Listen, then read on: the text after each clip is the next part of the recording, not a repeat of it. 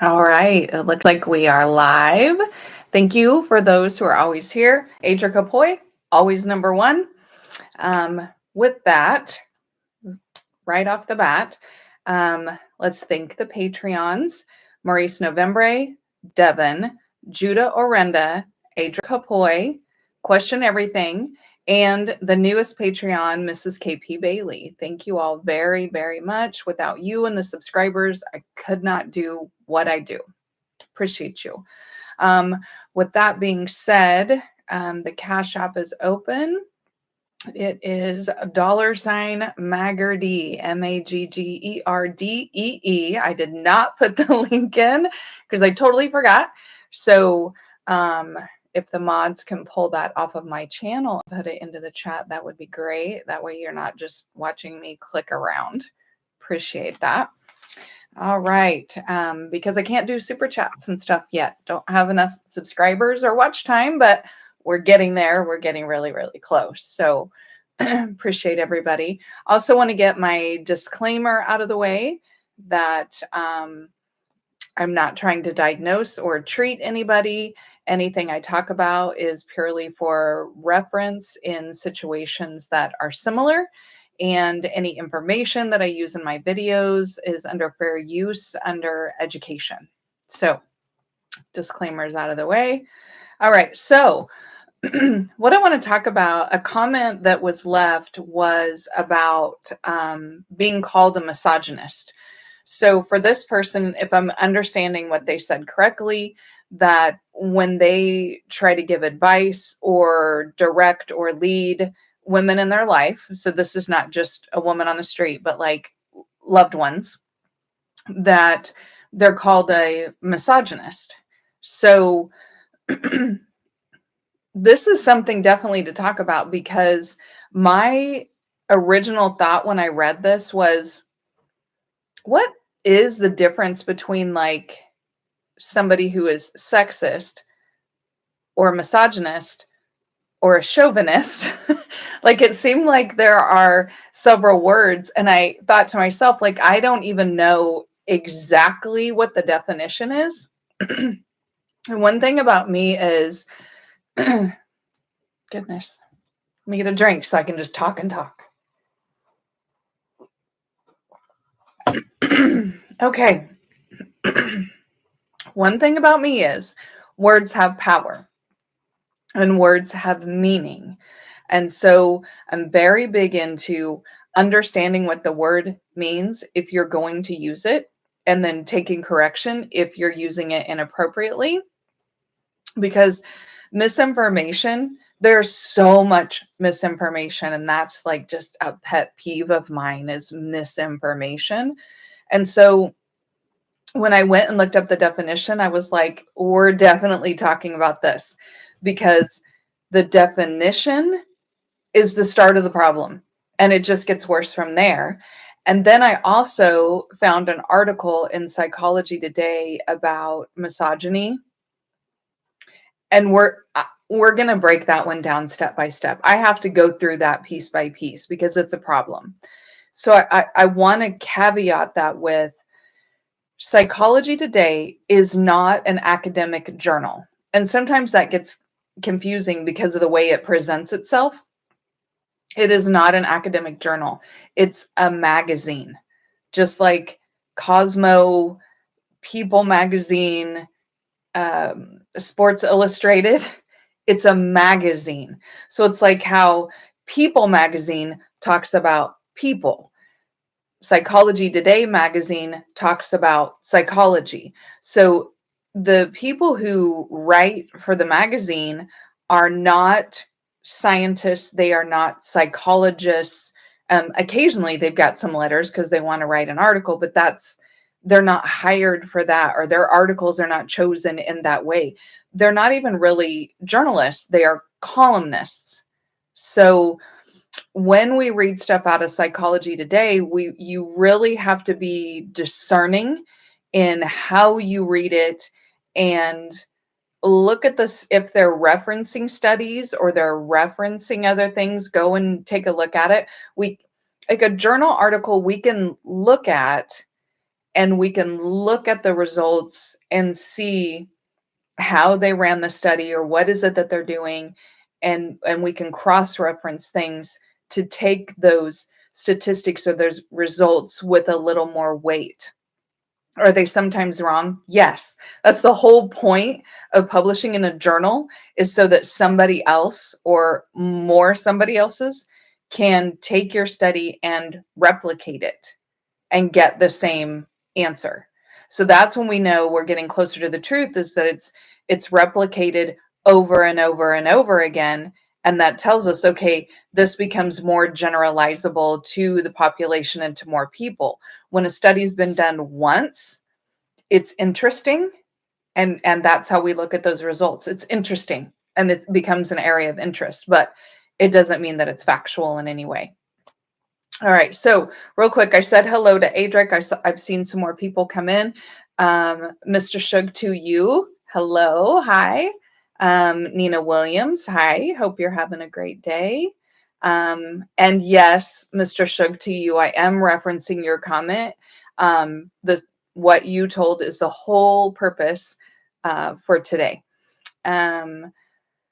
Judas Blues 357 says, hi, Maggie. I personally don't mind people telling me that something I said or did offends them. My issue is the shifting of the definitions. I totally agree. Totally agree.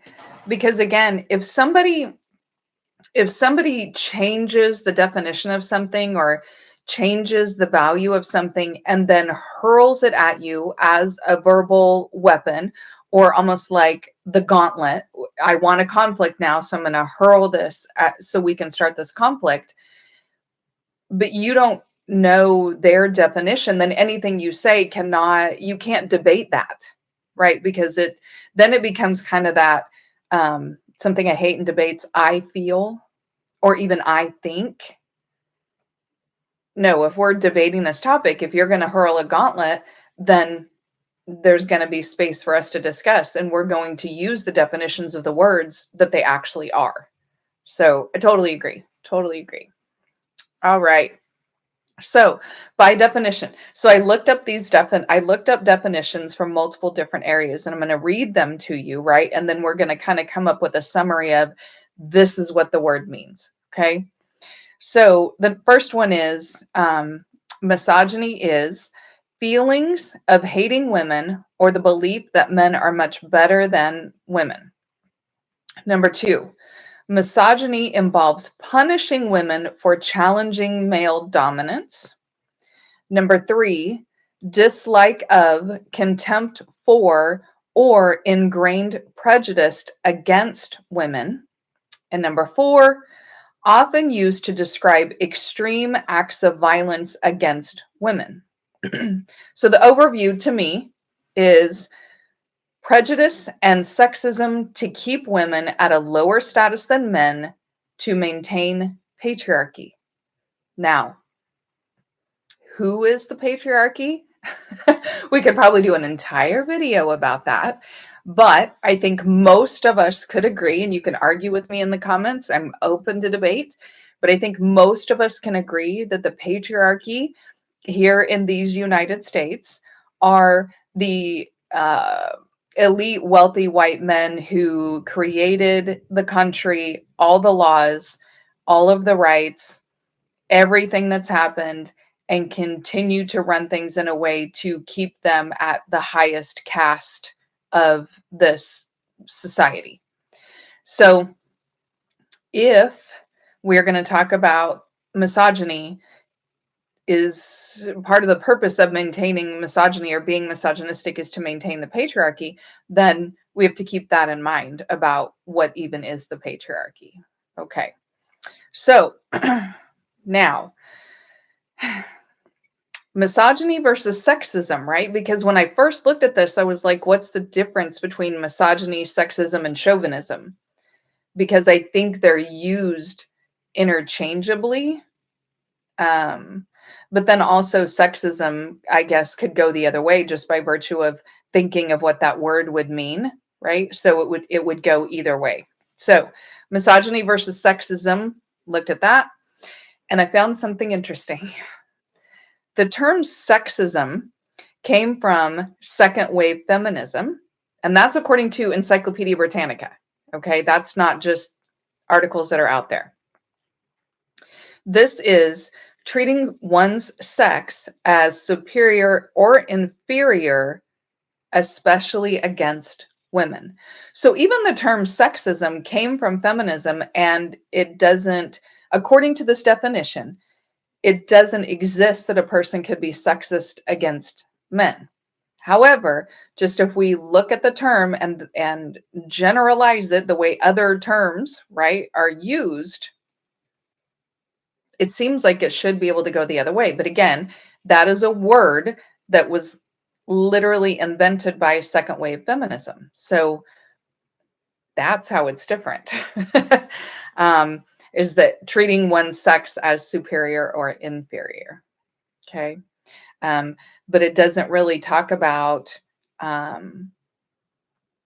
it talks about lower status, right? Like we talked about with misogyny, but it doesn't talk about maintaining that state. So chauvinism, misogyny versus chauvinism. What does that mean? So chauvinism, oh, side note.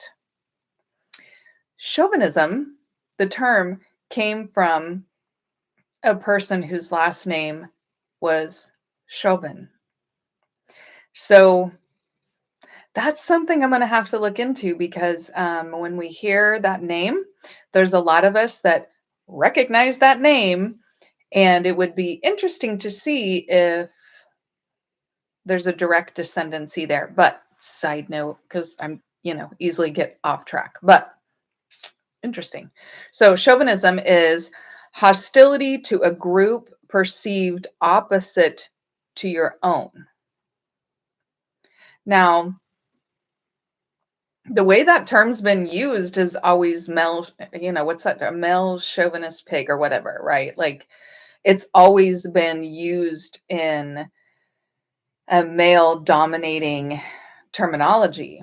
But a chauvinist is somebody who just perceives anyone opposite of them to be inferior, and you have to show hostility to that group.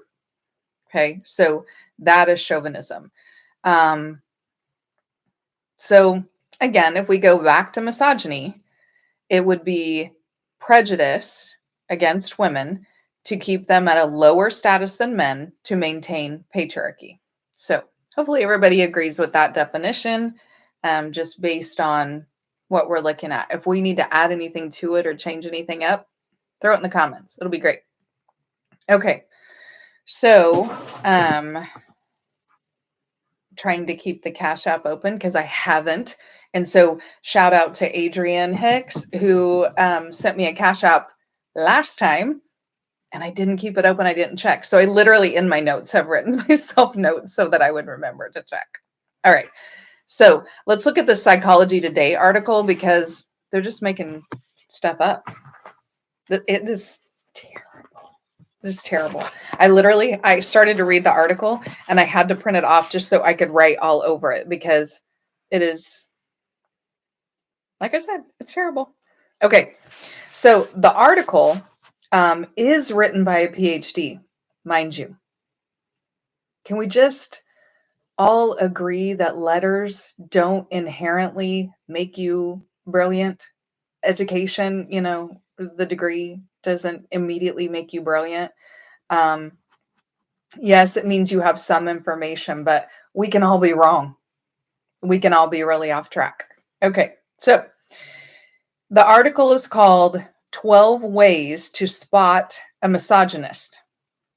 And then the subtitle is Men Who Hate Women May Not Consciously Realize It, but Their Acts Reveal Them. Woof. My goodness. Thank you, Adric, for putting that in the chat. Appreciate you. Okay. So in this article, the key points, it starts with the key points, and I had problems from the jump. Like, okay. See, I'm going to get off on a tangent. We're going to go through this. Okay. Key points. Misogyny is typically an unconscious hatred that men form early in life, often as a result of trauma from a female figure they trusted. I I picked out multiple things just off the very first key point. Number one, we looked at all the definitions. Not a one of them said that it is an unconscious process or that it comes from trauma. Not a one of them. So, key point number one, he's changing the definition. Okay, so that's problem number one. Number two, if it's an unconscious process, how do we spot something that's going on unconsciously? But okay, maybe he gets into that because again, it's called 12 Ways to Spot a Misogynist. Things aren't conscious, but their acts reveal them. So maybe we get there. Maybe we get there. Okay. But thirdly, the biggest problem I had with this is the statement, often as a result of trauma from a female figure they trusted.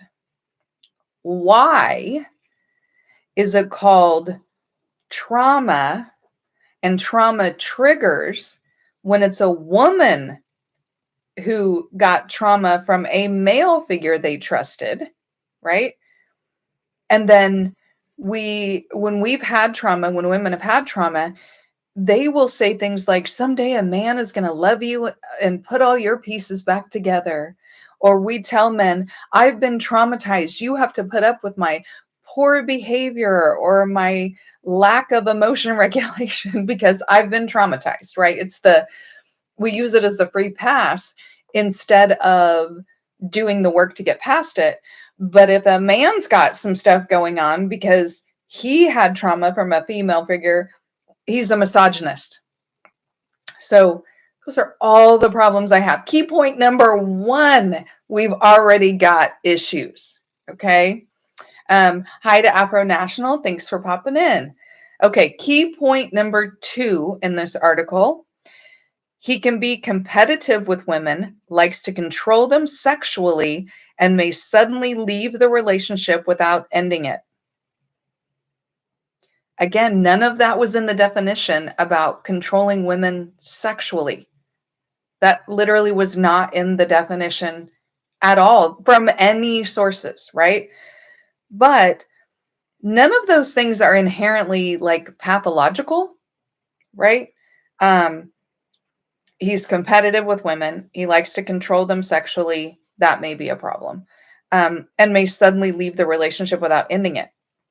One of the things I like to do when I get into gender stuff is to flip it. Okay. So if I'm reading something about a man, I'll be like, okay, and if we said that about a woman, what does that say? Right? Kind of like I did with that first one. We don't call women who have experienced previous trauma and have some stuff to deal with, we don't immediately call them misandrous, right? But for men, if you were traumatized by a woman, you're still wrong. So anyway, none of those things are inherently pathological. And when women do it, it's called women's empowerment. If a woman is competitive with a man, if he controls them sexually, and if she just leaves the relationship without ending it, if she just ghosts, that's women's empowerment, right? So have an issue still. And then the third one is when a misogynist puts a woman down, the bad behavior is rewarded with a dose of dopamine, making them want to repeat it. That is a key point from an article about how to spot a misogynist. I don't know about you, but I cannot see dopamine drops going on in people's brains. So, that one's not really going to count, right? Okay, so let's zero in on the 12 traits and talk about them. Now, just as a spoiler alert, there's 2 of them that I think might actually be accurate. I'm not saying that misogyny doesn't exist. I'm not saying that at all. I think there are some men out there who just hate women, but I think it's rare. I mean, I think we're playing to the margins. It's kind of like it's those words that get hurled around, like calling somebody a narcissist or sexist, or it's the terms that get hurled as like laying down the gauntlet for we're going to fight now. So yeah, I think misogyny exists. Is it rampant? No, I don't think it's rampant. And if where it's rampant would probably be in that the patriarchal oppressor class. I think that's where it would be. And so I think it's probably more supported by white women than anybody else. But that's me. I'm not presenting research on that. That's just throwing that opinion out there. We can talk about it if need be. Okay. All right. So, signs of misogyny. The following traits are typical of the misogynist. Number one, he will zero in on a woman and choose her as his target. Her natural defenses may be down because he is flirtatious, charismatic, and has a good personality. He may change quickly from irresistible to rude, and from rude back to irresistible. This was written by a PhD, guys. I'm not even joking. You can't make it up. Okay, so what we actually call this is emotionally unstable, right? Again, if we go back to his assertion that misogyny comes from being traumatized by a trusted female figure, then why is the emotional instability when we're trying to heal from that and we're going through stuff? Why is it called trauma for women and it's pathological for men? So this is some emotional instability, right? And what's he being rude in response to? Right? Like, did you do nothing? If you did nothing and he's just picking fights, well, that's again, that's emotionally unstable. That doesn't necessarily mean he hates women. Okay. Next one. All right. He will make promises to women and often fail to keep them. With men, on the other hand, he will almost always keep his word. Okay. Not keeping promises, again, is not pathological. It may be, this one may be an unconscious process, right? But that kind of unconscious process pattern can have a variety of roots, okay? I mean, just, I'm going to spitball off the top of my head. We keep promises, or we don't keep promises to women and we keep promises to men. Possibly in his family of origin, it was set up that way. That if you give your word to a man, you follow through with it. But if you give your word to women, sometimes they will go and just fix the problem, or they'll get somebody else to do it or whatever. And so when you give your word to a woman, you got to check back in later and say, hey, did that get resolved? And I'm just spitballing. Like there are a multiple variety of what the root causes could be for that. Could it be because he's a misogynist? Maybe. I don't, maybe. I would think a misogynist probably doesn't interact with a lot of women, again, because he has this sort of internal hatred of women. And I'm always going to argue that it's not unconscious. Like, people are not that unaware. Number 4, he may be late for appointments and dates with women, but be quite punctual with men. Again, it's possibly it's an unconscious pattern, right? But it can have a variety of root causes. That statement doesn't inherently say, I hate women because I'm late for a date. But when I promise the guys from work that the meeting's going to start at 2, we start right at 2. It could be a variety of things. Okay. The next one. His behavior towards women in general is grandiose, cocky, controlling, and self-centered. How much though? Right? Because women say they want confidence, right? Like they want game. This is what they want, right? They want the guy who's kind of cocky, kind of controlling, kind of self-centered, right? Like he's the shit, right? That's what they say they want, right? They want the game. And they will say that vulnerability, softness, gentleness, kindness, all of that. Women will call that gay. So to say that somebody who is kind of cocky, a little controlling, little self-centered is a misogynist, well, okay, well then we can't win for losing. You're either a misogynist or you're gay, right? So that one is terrible. That statement is actually terrible. Okay, I'm gonna check the comments real quick. All right, thank you, Nina. Nina says, I love how you explain these things. All right. Leon says, I think it takes place in all class, in my opinion. I would be considered a misogynist in the hood because I just know better to stay away from those that think differently than middle class women. Yeah, and I'm sure you're right. I mean, misogyny probably can happen in all classes, for sure.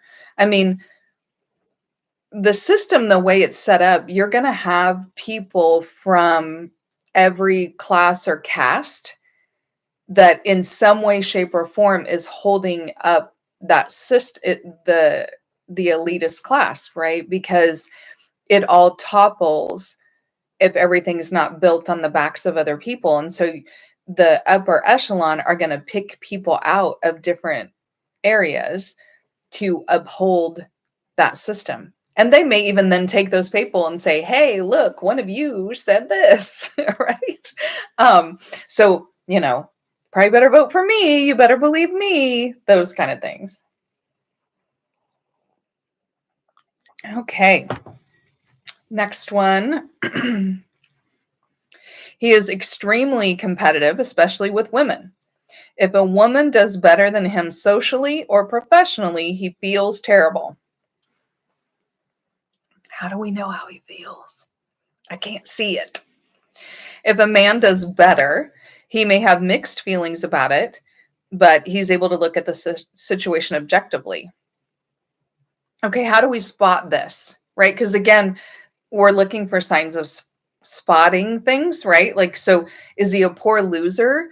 Does he verbalize it? Does he say things like, well, if Fred would have beat me at this, I'd be okay with it. But, Julie beat me and I can't handle a woman beating. Like, again, we're talking about spotting. I can't spot your feelings, nor can I debate your feelings. Feel how you want to feel. And also, it kind of depends on the competition, right? Like, you might feel kind of weird if a woman beat you at something. I don't know. Just like, if there was a diaper changing, and I'm not, I'm not saying that men aren't good fathers, but just bear with me here. I think men are great fathers. But there would probably be some women who would feel weird if a diaper changing contest happened and a man won. They might be like, man, how did that happen?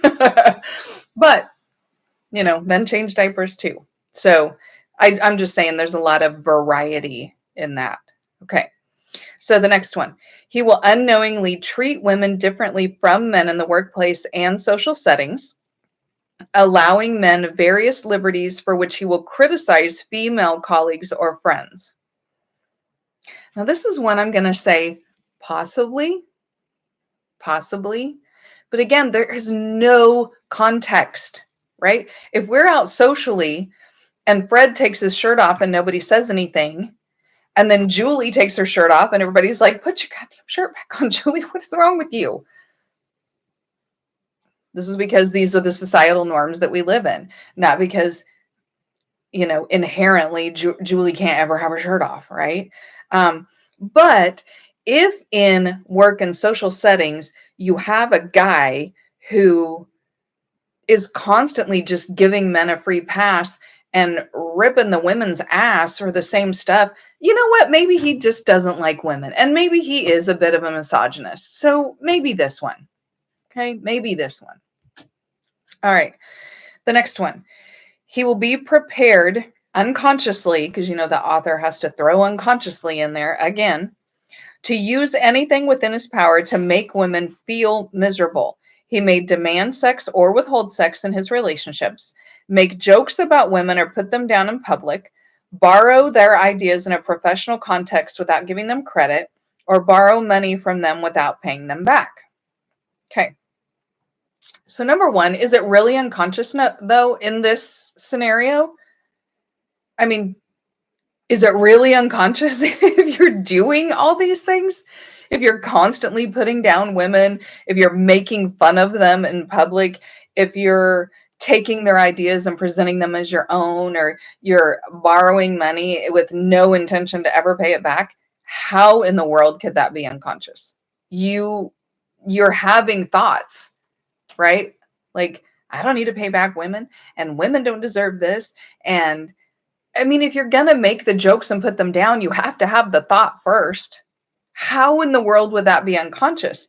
But again, maybe this one. So the guy who's constantly belittling women, constantly making fun of them, constantly putting them down, offering them no grace, not seeing them as human beings, flawed human beings, whatever. Okay, so maybe this one is a bit misogynistic. Again, I'm not saying misogyny doesn't exist.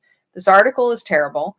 Um, we've understood the definition, and it's become a tropey word that everybody just keeps throwing around when it's not as common as we think it is. Okay, there's a lot of comments going on, so I want to get over here real quick. Leon008 says, I am the diaper changing king. My son cannot fight me. I put my hand on his chest and he's not running nowhere. And then Afro National says, pro tip, right? And see, Leon would probably win the diaper changing contest. And then all these moms would be like, dang it, how did we lose? Okay, Mr. Shig to you says, I bring up uncomfortable but necessary conversations when I know the result of that interaction would be the cold shoulder for a week or so, when I could just lie and get the outcome I'm looking for. I get that.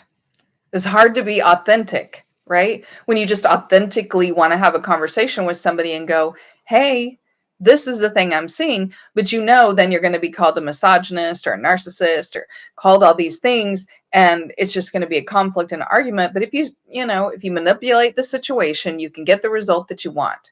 It makes it hard to be authentic. And then Leon08 says, LOL, do you know what it's like to ask a woman to pay you back your own money? The shame. Okay. I mean, if misogyny is a thing, then misandry is definitely a thing, right? And so if we look at, because I love to do the opposite, if this one probably does denote misogyny a bit, or not even a bit, but if this denotes misogyny, then misandry would be the other way, right? So it would be, she is prepared to use anything within her power to make men feel miserable. She may demand sex or withhold sex in the relationship, make jokes about men or put them down in public, take their ideas without giving them credit, and taking money from them without paying them back. Yeah, that's probably a pro tip right there. I'm going to use your term, by the way, Afro National. Okay, next one. On a date, he will treat a woman the opposite of how she prefers. If she is an old style lady, again, this is a PhD that wrote this. And he uses the term old style lady. What? That's not even a problem I have here, but I just have to point it out. This is a PhD that wrote this. Okay, keep it together. If she is an old style lady who prefers a gentleman who holds the door for her, orders for both, and pays for the meal, then the misogynist will treat her like one of his male buddies, order for himself, and let her pay for the whole check.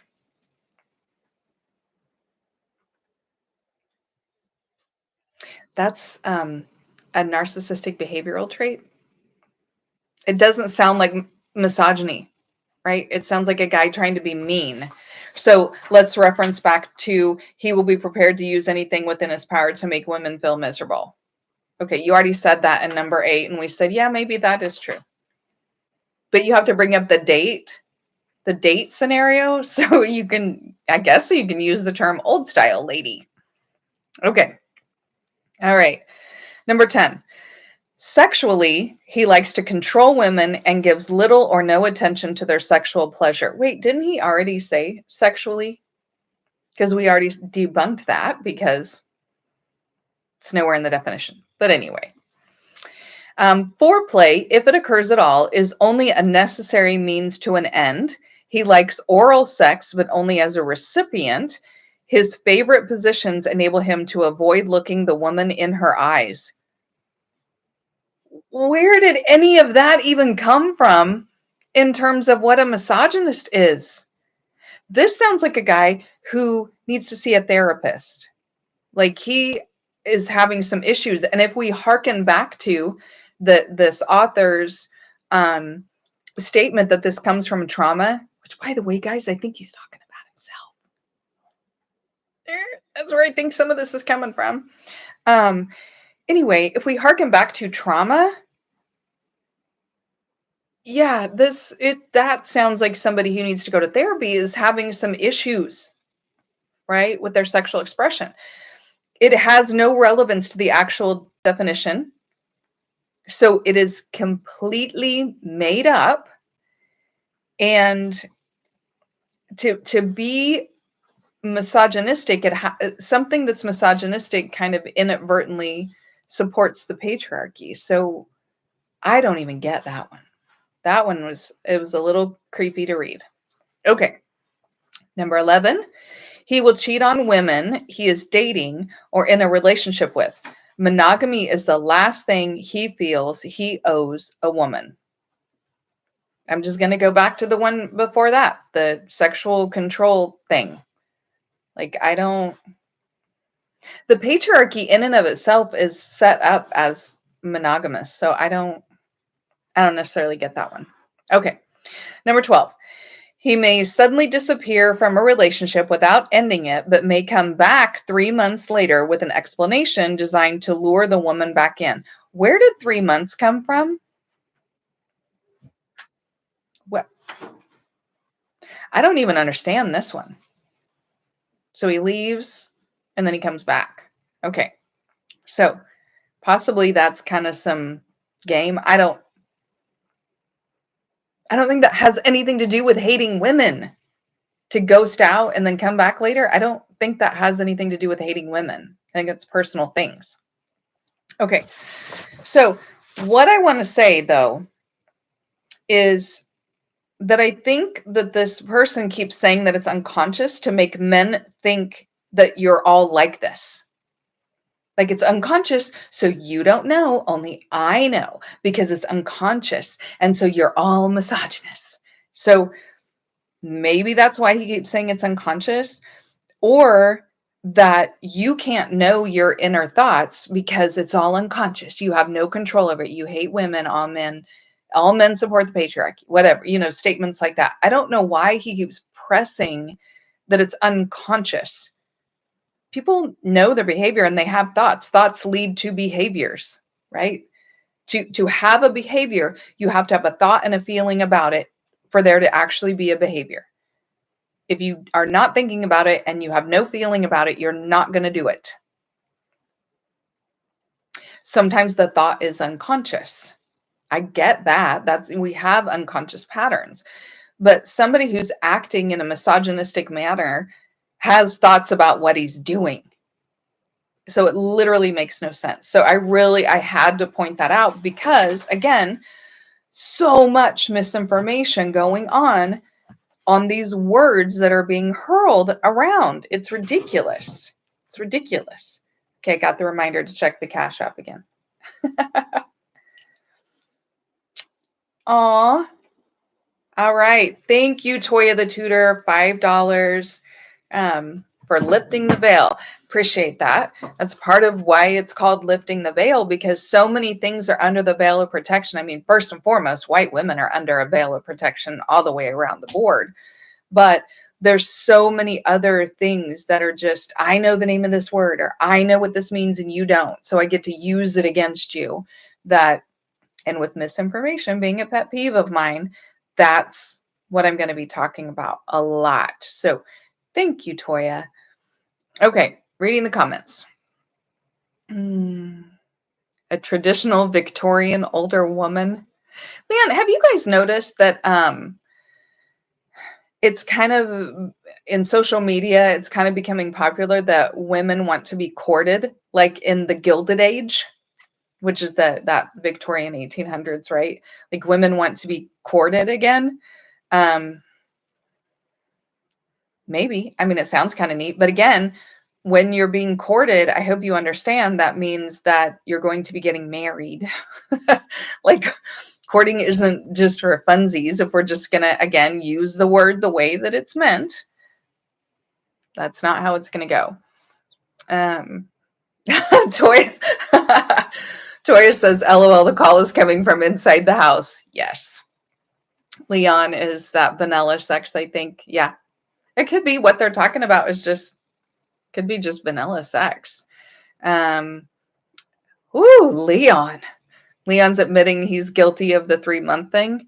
And in relationships, there are certain developmental patterns in relationships that happen. And the 3-month mark is a thing where generally people are thinking, we need to do something about this dynamic. Okay, so if we've been talking for 3 months, maybe we got to figure out if we're in a relationship. So people who are not ready to be in a relationship may dip out. And then a few months later, when they've handled some things, they're like, you know what? I think I do want to give it a try with that person. And so they'll come back around. Now, if you ghost it out without saying goodbye, you're probably not going to be received well. But breaking up with somebody at the 3-month mark does happen. Okay. It's kind of like in marriage, the 7-year mile marker is where generally people look at, do I want to stay married or do I want to go a separate way? Okay. Mrs. KP Bailey is in here. Hello, and thank you so much for becoming a Patreon.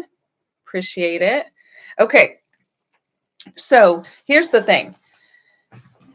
And Mr. Shug, to you, please correct me if I get any of this wrong. But the situation that was kind of presented was that, as a man or a father, or a husband, an uncle, brother, cousin, son, whatever, if I see something is going on and I give advice and I am met with, you're a misogynist, even if the intention of the advice is out of protection and care and love, not, go patriarchy. It's, you're my daughter. I would like you to put on different pants and not have things hanging out the bottom. Now that's not an example he gave, but I'm using that as an example. Then, and I'm telling her, cover up. It's not because I'm supporting a rape culture. It's not because, you know, I think anybody should just be touching her or looking at her. It's because we live in the society that we live in, and not everybody is safe and not everybody is trustworthy. And so my protection mechanism to you is you need to put on different pants where things are not hanging out. Right. And then met with, you're a misogynist. So he didn't give specific examples. That was mine again. But that was kind of what he was asking about, was this term misogyny gets hurled at people as an argument, as a conflict, right? As a way to throw down the gauntlet and say, we're fighting now.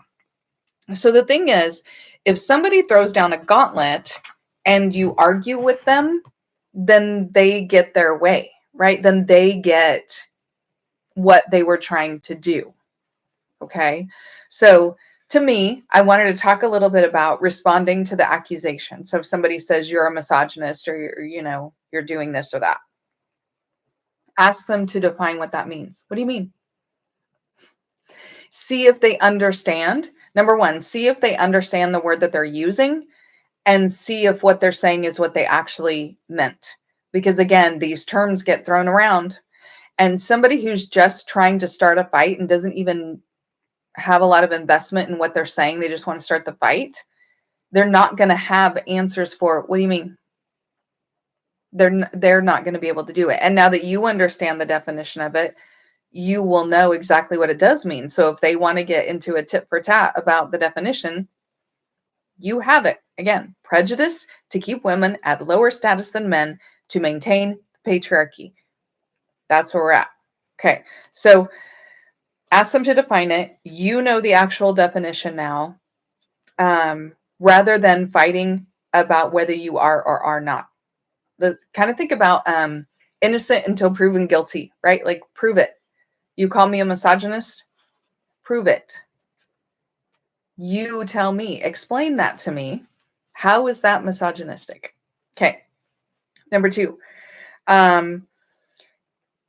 you can ask them to explain how your behavior, your words, whatever the thing is that they're calling misogynistic, you can ask them to explain how it is derogatory to women, or how it is contemptuous, or how it is punishing for the purpose of maintaining the patriarchy, right? That might stop somebody. Like, how is me asking you to put on different pants maintaining the patriarchy? That shows that you understand the definition of the word, and that the argument that they're trying to have is probably not going to go the way that they want it to go. Now, you always have to be open to the fact of somebody could point something out to you and you're like, you know what? I got to think about that because I'm not sure why I did that thing. And maybe that is just something I've been indoctrinated with, or I've learned over time, or they told me at church, or whatever. And so I'm going to look and I'm going to think about that for a little bit. But just using Mr. Shug's examples, that he's just trying to give good advice for safety and boundaries, then this is the way to respond. All right. I see comments going on, so I want to check in on there. All right. Adrian Hicks says, it's because I don't want you to be a victim of a rape culture. It's a perfect response, right? Like, it's not because I am misogynistic. It's because I'm not supporting the rape culture, right? I don't want you to be a statistic. Okay. Mr. Shug says, I told my sisters not to deal with the guys they were dealing with. They said I was controlling and I had no right to control them. All of the guys they choose to deal with turned out terrible. Here's the thing. See, that's another term that gets thrown around. You're being controlling. These are your sisters, right? I told my sisters, yes. I'm going to assume you have no control over your sisters. Like, just inherently. Especially if we're talking about adults, right? You're an adult. I assume they're adults and they're, choosing life mates.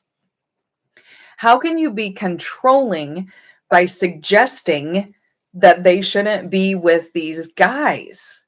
You have no control over them, so you can't be controlling. To be controlling would be you going and telling the guy to take a long walk off a short pier, like forcing the breakup, or removing her from the situation, or not allowing her to leave the house to go on a date with him. You see what I'm saying? Like, you have no control. So that's yet another word that gets thrown around. You're being controlling. Fathers can control their daughters. Yes, that's part of parenting. Oh my gosh, we have to control our children's behavior and urges and impulses, right? We can't just let them run amok. So, but amongst adults, there's no way that. So they're using terms misogynistic and controlling inappropriately. Led them. Okay, so Mr. Shug continues and he says, and it led them into situations that were difficult to come back from. God, and that had to be super hard to watch, I bet, because you saw how these guys were. You tried to have a conversation with your sisters about how these guys are and the things that could happen. They chose to attack you for it, and then you watch things crumble. That had to be super hard to watch. I feel for you because, yeah, that had to be hard. He continues, I was able to grind it out and give my wife the option of being a stay-at-home mom, which she has taken full advantage of. My daughters aren't interested in relationships at all Did I do them a disservice? I hear nothing in there that is inherently doing anybody a disservice, right? I mean, literally by the fact that you said that you gave your wife the option of being a stay-at-home mom. You didn't tell her, if you marry me, you have to be a stay-at-home mom and I'm going to control you, right? You gave her the option, right? And that's what she chose to do, which if we look at the actual purpose or what the term women's empowerment actually means, it should be that if a woman wants to be a stay-at-home mom, she gets to, if that's what she wants, right? She's not forced into anything. Um, and daughters being interested in relationships, I mean, I don't know how old they are. I don't know if we're looking at a developmental problem, but honestly, um, unless they're of marrying age, I don't know why they would. Like, build your own life, get yourself together. When you're ready to settle down or when you're ready to have children, you can start getting serious about a relationship and finding, somebody that has those good qualities that you want to see. It sounds like more than likely your daughters are going to look to you to help them to choose a mate in the future, right? Um, if they respect you, and it sounds like they're not interested in relationships right now, great. It's probably because they're focused on their inherent value. Then I think that all sounds great. I don't hear anything in there that's a disservice at all. I really don't. Okay.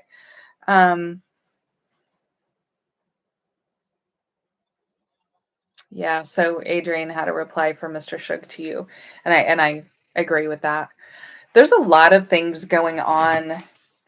It seems like we're kind of veering into this territory of men can't win for losing, kind of like I talked about, where if you have game, then you're a misogynist. But if you're the opposite of that game, that cocky, confident guy, then you're gay. So I think we have to start taking a serious look at some of that, because we are incessantly telling men what not to do. And we are incessantly telling men who they are. We're telling them about themselves, right? And that whole movement, listen to women, right?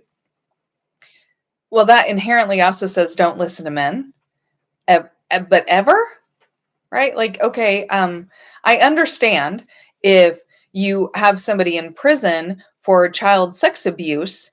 I'm not necessarily going to believe his version or, his ideas about what he did. Yeah, I don't. Yeah, I mean, maybe if I'm studying him pathologically, yes, but am I going to be like, oh, well, you get a free pass? Hell no, hell no. But again, and I say this all the time, we keep playing to the margins, right? Like, we want to call everybody a narcissist and a misogynist. Those are out here people. All the rest of us, it's a bell curve. All the rest of us are in the middle, just trying to like live our lives and have decent relationships and find a little fun and be able to pay our bills. We're not out here pulling the chair out so a woman falls on the floor. Like, that's just not happening. Not every dude is a narcissist. Not every woman is a narcissist. Not every guy is a misogynist. Not every guy is trying to uphold the patriarchy. Again, most of us are in the middle, just trying to make it in this kind of dystopian world that we live in. Okay. Leon says, I think in some way the disservice of not having time for your daughter, like play dates or courting play, things like that, could be a disservice to daughters, maybe. Financially providing is only one part. Yeah, I mean, I don't know that you did them a disservice because you work.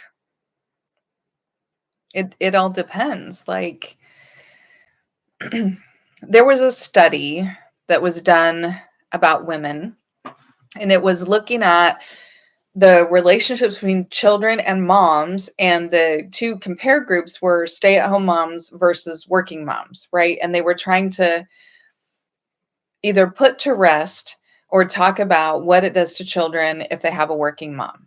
Okay, so what the study showed, um, and to my knowledge, there's only been one study. So let's harken back to the beginning of this video that it's interesting information doesn't mean it's true 100% across the board, factual truth. But what they showed was that women who are stay-at-home moms tend to they have a lot of variety of focus. So like they're doing the laundry, but they're also meal prepping, but they're also cooking 3 meals a day because they're home with the kids, or they're packing tomorrow's lunches. They're making the doctor's appointments, they're doing the dentist, they're you know going for a walk. They have a wide variety of tasks that they're completing during the day. And so the quality one-on-one time is not happening the entire day. They're in the presence of each other, the kids and the mom, they're in the presence of each other, but the quality one-on-one time is not happening the entire day. So then when they compared to working moms, what working moms would do is let household chores and things like that lapse because they had been away from their children all day. And so they wanted to have some one-on-one quality time, because that period of time between when you get off work, you get home, get everybody fed, and starting the bedtime routine, sometimes that period is very small.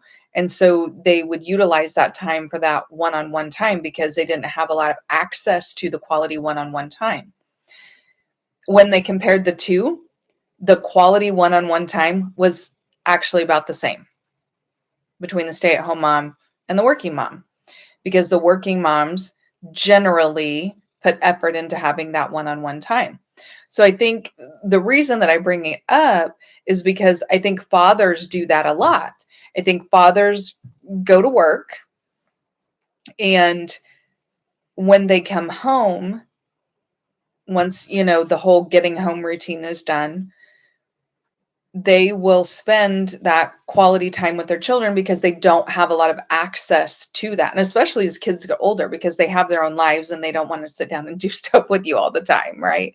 They want to go out with their friends, or they want to watch YouTube, or whatever it is they want to do. So I think men do that too. So I think as long as we're putting some intention into connecting with our kids, it gets farther and farther apart the older they get. When they're in high school, you're looking at a couple times a week where you're having that really like connected time.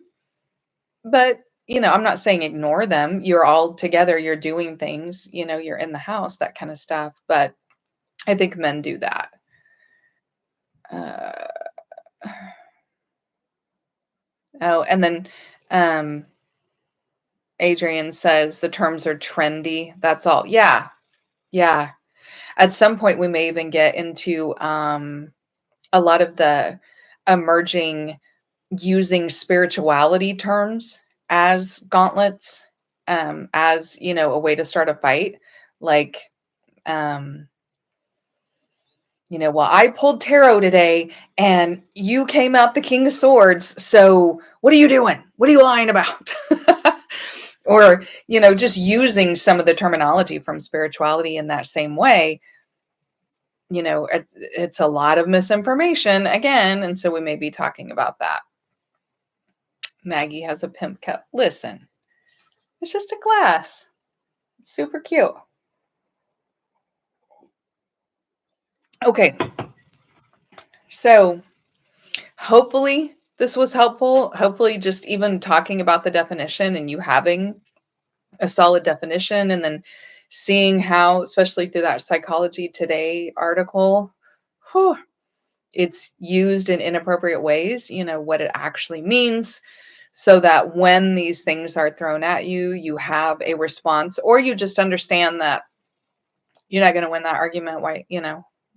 Why feed into it? If they just want an argument, Let them have it. If they're going to do what they want anyway, let them have it. All right. Um, all right. Oh, and we're at an hour. I think I might as well just start planning for an hour because I don't think I can keep it to 30 minutes. So we'll try to keep it at an hour. We'll do this again next Sunday.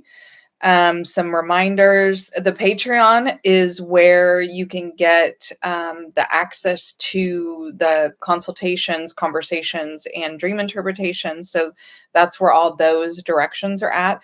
Again, there is a free membership option. So you can do that. I do put some content onto my Patreon. It is more edgy. There are some things said and talked about that would not be quite appropriate for YouTube. And I'm not talking about it being naughty, inappropriate, but there's some political content and some things like that. Again, misinformation based about proving things. So there's some interesting content on Patreon. Also, starting this coming Sunday, we'll be doing the shadow work group. So that'll be every Wednesday, and it'll probably be, uh, gosh, it may be 8 weeks long, maybe a little longer. But the way that's going to be set up is that it will be alive. We will be talking about Jung and some other like transpersonal concepts and things like that. But then we're going to use that shadow work workbook, and we're going to do some of the exercises and things like that so that we can actually do the shadow work. We can actually do the group and do the shadow work. And so to participate in the live, you have to be a subscriber. I've already got that set up. So people who are not subscribers, they may be able to watch the live, but they are not going to be able to comment or interact in any way. So this is for the subscribers. Then when I save the live, it'll be in a playlist. It will be public so other people can watch it at that point in time. Or if you're wanting to do the shadow work and you miss one, you can always go back and look at it, or you want to revisit it later, you can do that.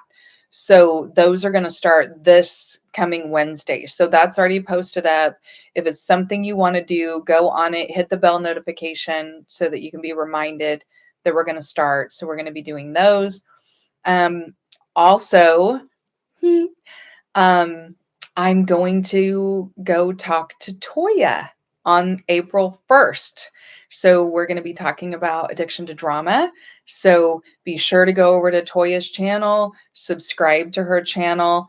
As soon as she gets it posted up that we're going to be talking, hit the bell notification so that you can remember to be there. We've had some good conversations and it is sure to be interesting.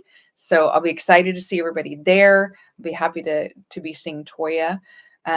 If you're watching today and you haven't subscribed, please do so. And also everybody in here, please like the video. That helps a lot. Otherwise, I think everybody should have a good rest of the day. Enjoy your Sunday, get some rest, and I'll see you guys next week. Bye.